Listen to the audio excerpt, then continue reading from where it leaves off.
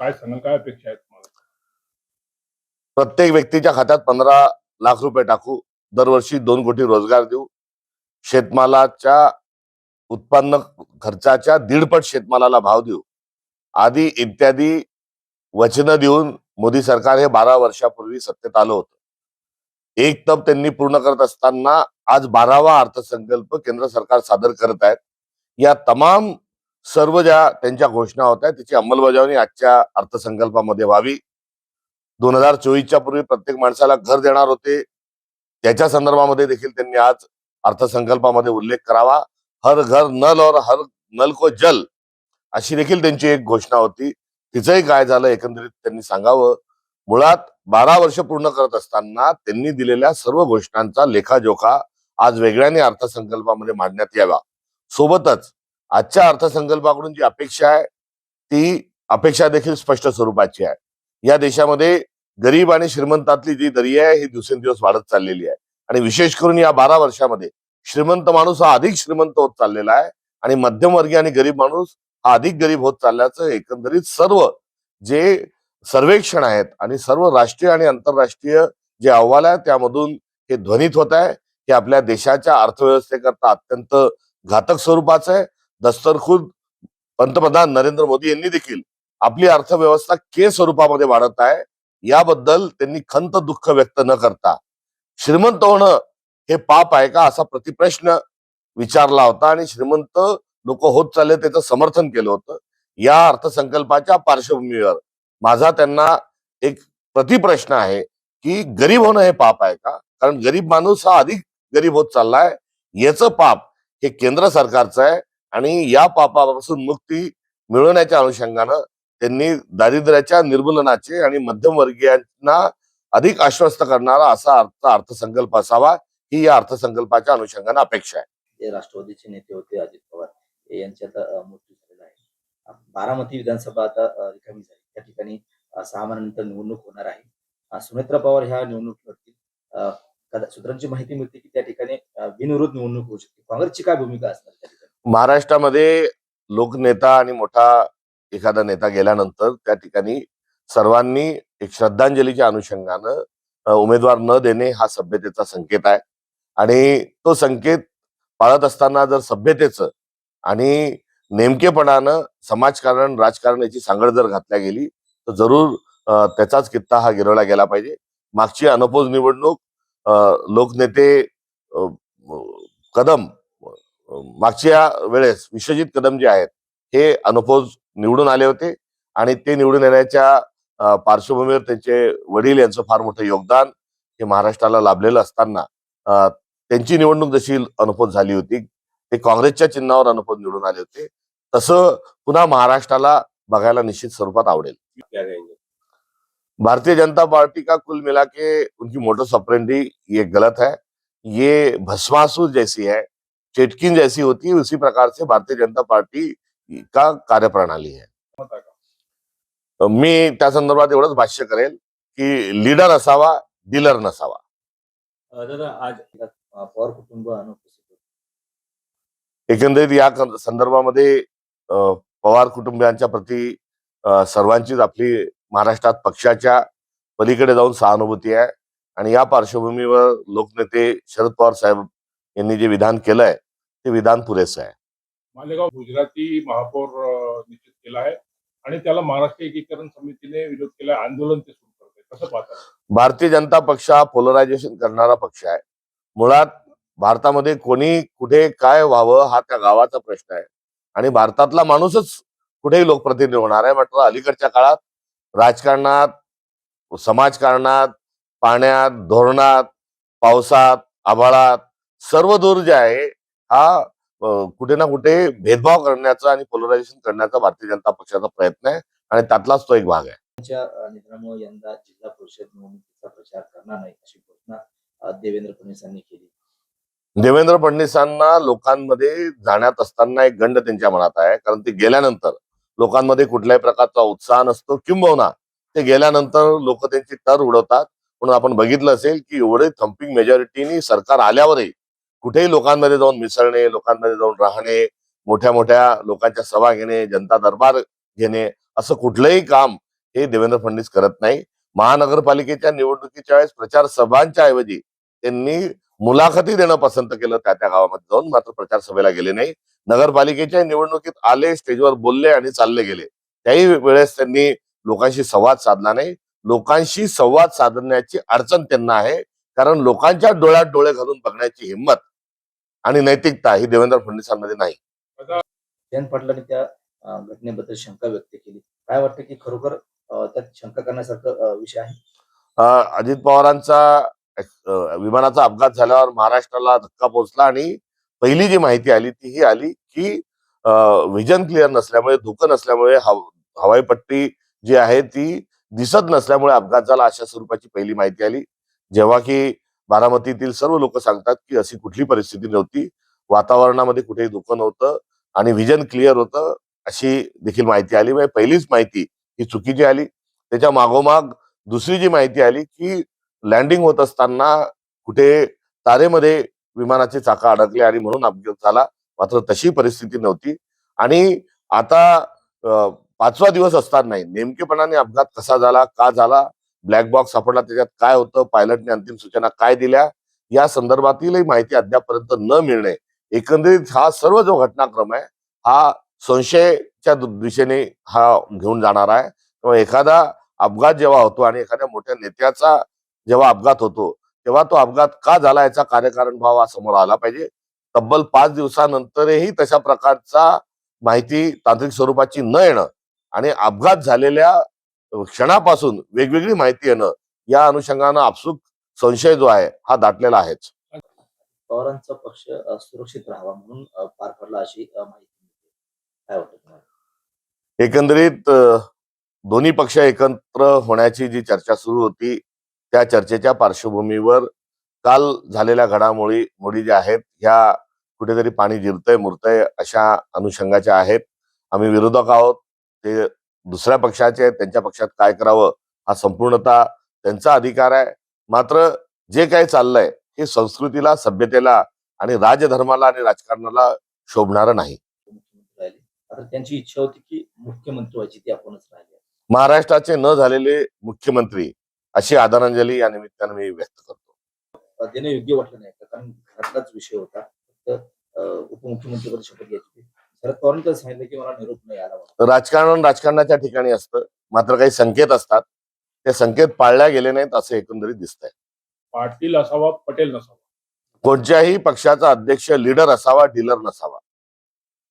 सरकारला अहवाल दिला होता. ते जे प्रायव्हेट ऑपरेटर्स आहेत ते सुरक्षेची मान्यता पाळत नाही आणि सरकारच्या याच्यावर काही लक्ष नाही. या अनुषंगानं सरकारनं तातडीनं खुलासा करणं आवश्यक आहे.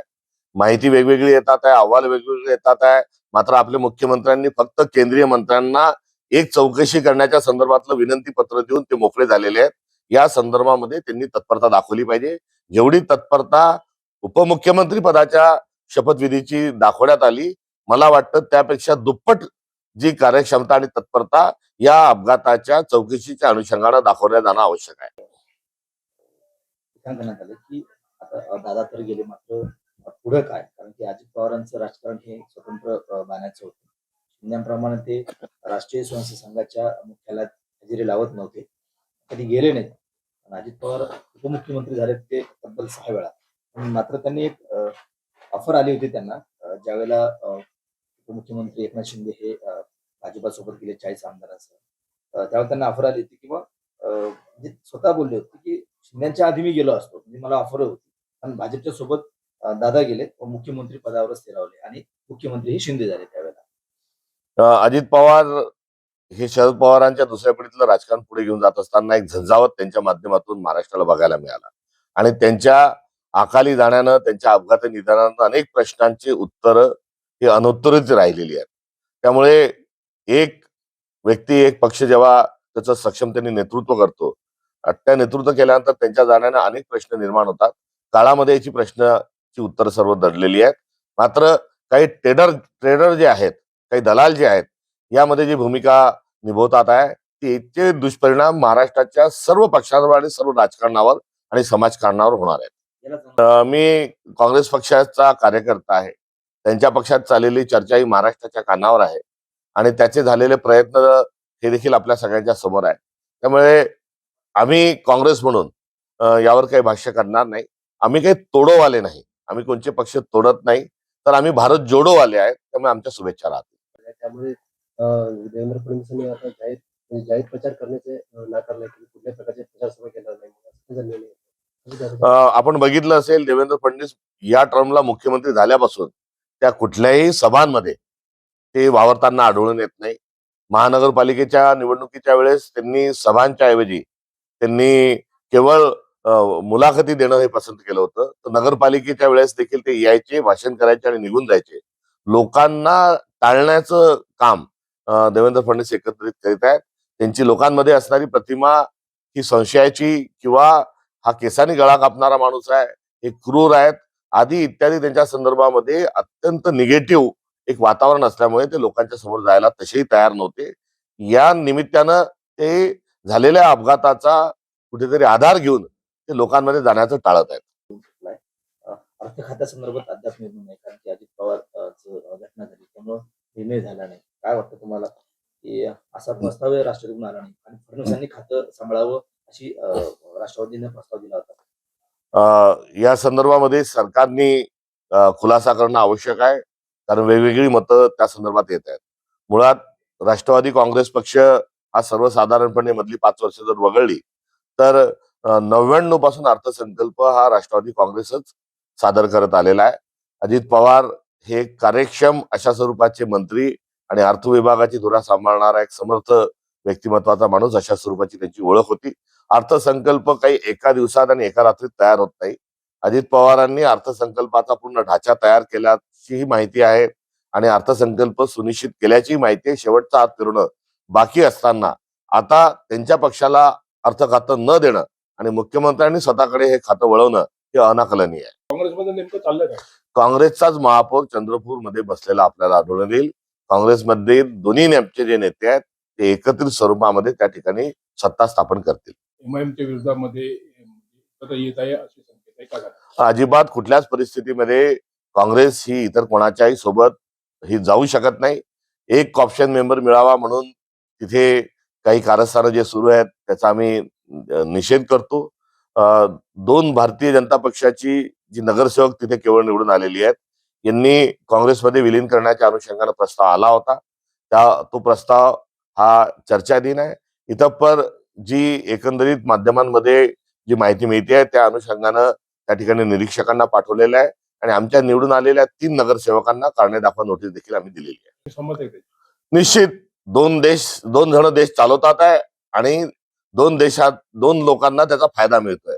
थोडक्यात 2 लोक देश विकतात आहे आणि 2 लोक देश खरीदतात आहेत. यामध्ये सगळे एअरपोर्ट ही खरीदल्या गेलेली आहेत. बऱ्याचशा माध्यमांचे जे काही चालक आहेत ते देखील तशाच स्वरूपामध्ये त्यांचे व्यवहार ही झालेले आहेत. ज्या खदानी आहेत त्या देखील त्याच स्वरूपामध्ये चाललेल्या आहेत. त्यामुळे पुंजीपती या अनुषंगाने नव्हे तर 2 लोकांनाच जो देशाचं राष्ट्रीय सेट बनवण्याची प्रक्रिया जी सुरू झालेली आहे ती अत्यंत चिंताजनक आहे. त्यामुळे हा देश to the people, by the people, for the people चालावा याऐवजी 2 पीपल फॉर 2 पीपल असं चालत आहे. राष्ट्रवादीचं भवितव्य काय असतं? राष्ट्रवादी हा महाराष्ट्रामध्ये एक काँग्रेस पासून वेगळा झाल्यानंतर 99 पासून कार्यरत असणारा एक पक्ष आहे. एक रिजनल पार्टी म्हणून इथल्या जनसामान्यांसोबत काम करणारा शरद पवारांचा जो व्यासंग आहे त्यातून हा पक्ष निर्माण झालेला आहे. त्यामुळे पवार साहेबांसारखं एक धोरणी आणि धुरिणी व्यक्तिमत्व जे आहे त्या पक्षाजवळ आजही आहे आणि त्यांच्या मार्गदर्शनामध्ये पक्ष पुढे निश्चित स्वरूपामध्ये वाटचाल करेल अशी आशा आहे. त्याच्यामध्ये त्यांनी महाराष्ट्राचं आर्थिक परिस्थिती खराब आहे आणि रेवड्या वाटप करण्यात येत आहे असं म्हटलेलं आहे. अशा स्वरूपाची टिप्पणी ही अजित पवारांच्या अपघातानंतर करणं यामध्ये नक्कीच काहीतरी कुठेतरी काळबेर असण्याची शक्यता नाकारता येत नाही. एक कार्यक्षम अशा स्वरूपाचा एक मंत्री जाणं, एक नेता जाणं आणि त्यांच्याचकडे अर्थ खातं असणं आणि त्यांच्या अपघाताच्या पार्श्वभूमीवर केंद्रीय मंत्र्यांनी असं वक्तव्य करणं हे कुठेतरी त्या अपघाताच्या पार्श्वभूमीवर चुकीचं वक्तव्य त्यांचं आहे एवढंच मी या निमित्ताने. केंद्र सरकारला लाडकी बहीण योजना नको आहे का? केंद्र सरकारना केवळ सत्ता हवी आहे आणि सत्तेचा हव्यास त्यांना झालेला आहे. महाराष्ट्रातल्या लाडक्या बहिणीच्या संदर्भामध्ये रेवडी म्हणत असताना त्यांनी बिहारमध्ये काय केलं याचा विसर त्यांना पडलाय.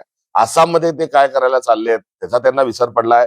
एवढंच नव्हे तर रेवड्याच्या पुढे जाऊन रेवडीची उधळण नव्हे तर घरोघरी जाऊन पाकिट जे नगरपालिकेच्या निवडणुकीमध्ये पैसा थेट स्वरूपामध्ये मतदारांना दिला, या संदर्भामध्ये पहिले केंद्र सरकारने आणि भाजपने लाज व्यक्त केली पाहिजे, त्यांना शर्म वाटली पाहिजे आणि त्यांनी माफी मागितली. मोदी सरकार केंद्र में है, ये उनका 12वां अर्थसंकल्प है और 12वां अर्थसंकल्प करते समय उन्होंने हर व्यक्ति के खाते में 15 लाख रुपए डालने का वादा किया था, उसका क्या हुआ? काला धन खत्म करने का वादा किया था, उसका क्या हुआ? हर साल 2 करोड़ नौकरियां दी जाएगी, तो अब तक 24 करोड़ नौकरियां दी है या नहीं दी है, उसका लेखा जोखा भी उन्होंने रखना चाहिए. कुल मिला के हमारी अर्थव्यवस्था किस दिशा में जा रही है इसका आज सच जो है वो उन्होंने बताना चाहिए. हमारा ह्यूमन डेवलपमेंट इंडेक्स क्या है, हमारा बीपीएल की लाइन क्या है, इस देश का अमीर आदमी और अमीर होते जा रहा है और गरीब आदमी और गरीब होते जा रहा है, इसको लेकर आप क्या करने वाले ये बजट में उन्हें बताना चाहिए. तो इतना ही नहीं तो फिलहाल में जो एक एग्रीकल्चर डिपार्टमेंट का भारत सरकार ने जो रिपोर्ट आया उसमें जो प्रोडक्शन है वो घट रहा है, उस पर भी उन्होंने आज की बजट में कुछ ना कुछ बोलना चाहिए. एमएसपी के बारे में बातचीत करना चाहिए. केवल हवाई गुब्बारे न उड़ाते हुए उन्होंने ऑब्जेक्टिवली आज के बजट के माध्यम से बात करना चाहिए. किया गया है. जब उप मुख्यमंत्री पद की सुनीत्रा पवार शपथ ले रही थी तो कोई भी चर्चा नहीं हुई, क्या कहेंगे आप? ये बहुत ही गंभीर मामला है. वास्तव में उस पार्टी के एक बड़े नेता, उस परिवार के एक बड़े व्यक्ति के नाते उन तक इन चीजों की जानकारी चाहिए थी, ऐसा मुझे लगता है. इस साल से 7 जिलों में घुसपैठियों की आबादी जो है वो 64 लाख हो चुकी है. जबकि वो अगर आबादी कम करनी है तो भाजपा शासन लाना जरूरी है. पिछले 10 साल से आप क्या कर रहे थे? सोए थे? या अन्य भी कुछ शब्दों का मैं इस्तेमाल नहीं करना चाह रहा हूं, मगर हर बार चुनाव आते तभी उनको इसका ख्याल क्यों आता? आप 12 साल से केंद्र सरकार में हो, पिछले 10 साल से आप आसाम में हो, तब आप क्या कर रहे थे? कार्यक्रम के दौरान राष्ट्रपति ने जो गमछे रखे थे वो गमछे सारे लोगों ने पहने, लेकिन राहुल गांधी ने वो गमछा पहना नहीं. उनकी किस तरह की दुश्मनी है और वो किस तरह से लोगों के साथ अन्याय कर रहे हैं, इस नॉर्थ ईस्ट के लोगों के साथ? राहुल गांधी जी ये देश के लोकसभा के नेता प्रतिपक्ष है, खरगे जी ये राज्यसभा के नेता प्रतिपक्ष है. इन दोनों को तीसरी कतार में बैठाना ये किस प्रकार से राजनीति है, ये सवाल मेरा भारत सरकार से है. और राहुल गांधी जी को राष्ट्रीयता सिखाने की कोई जरूरत अमित शाह जी को नहीं. वो इस देश की मिट्टी में गिले मिले हुआ उनका व्यक्तिमत्व है. उन्होंने